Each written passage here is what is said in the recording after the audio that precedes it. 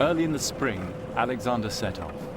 Ahead of him, the great mass of the Hindu Kush, which rises to 20,000 feet. On the other side, his enemy Bessus was waiting.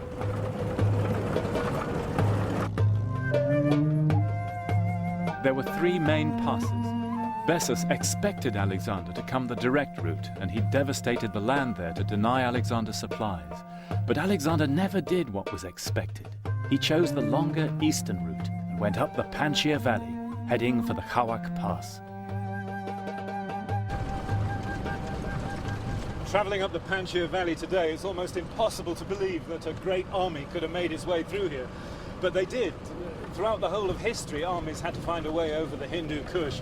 And this tended to be the favourite route.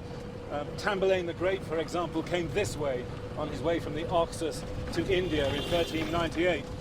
And your main problem, especially in the spring, was not the terrain, but was the cold and especially the lack of food and provisions. And as it turned out, that was exactly the problem that Alexander faced.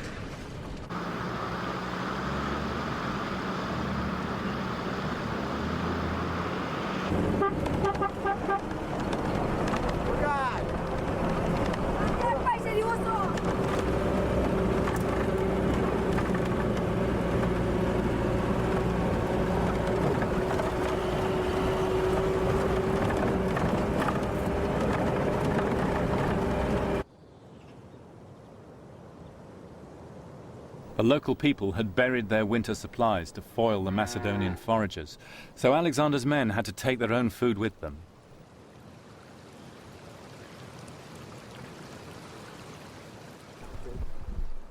Okay, we put the bonnet down. Yeah.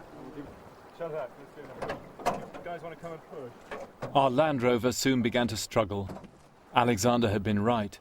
Wheeled vehicles can be a liability on these roads. Handbrake off. 1, 2, 3.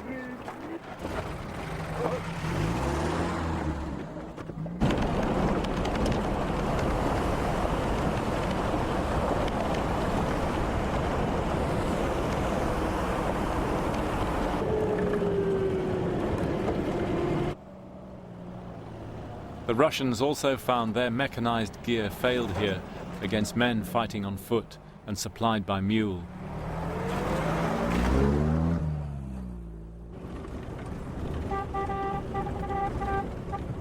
Eventually, our Land Rover would go no further. Davey, can you hear me?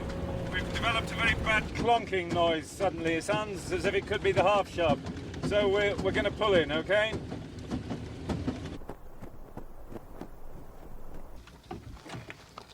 And it wasn't the last of our problems. The road is closed. The road is closed? Yeah, because of landslide. And where is this? Could you ask the gentleman? Just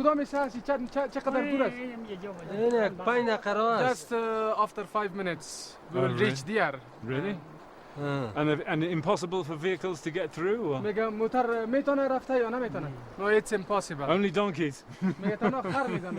Told you we should use donkeys on this part of the trip.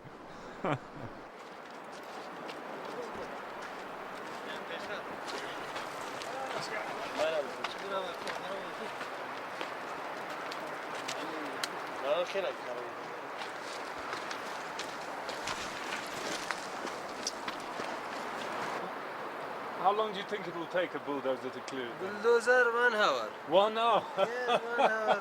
1 hour, I'm not off hour. Yes, but then they have to build the road again. Oh. Look, the road has gone. We were obviously here for the night, so we went back to the nearest village.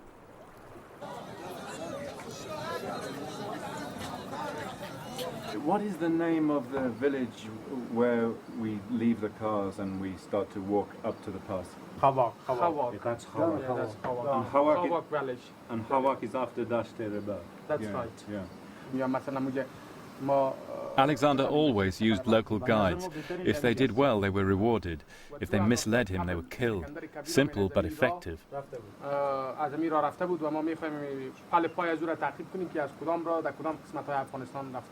Is it easy to find the men with the horses? انشالله آسان است هیچ گپی نداره اوجا کماندان خلیل میگن اوجا وظیفه دار اوجا شما اوجا برسه انشالله به زودترین فرصت به شما اسم میگیره شما بخیر حرکت میکنید.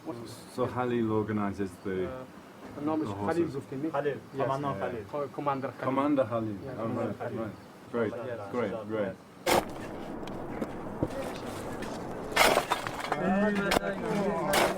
Oh, sorry.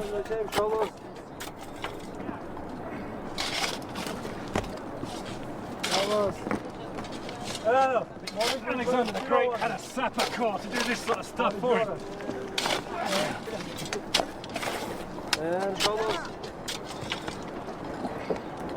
In fact, Alexander's sappers and engineers are one of the keys to his speed of movement.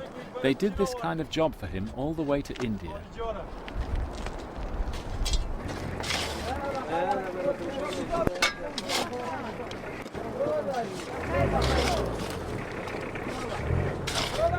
We abandoned our Land Rover and took a lift on towards the foot of the pass.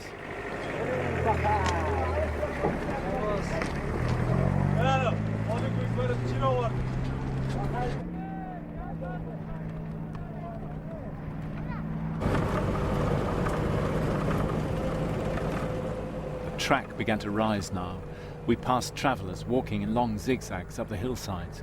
It was easy to imagine the Macedonians doggedly trudging forward.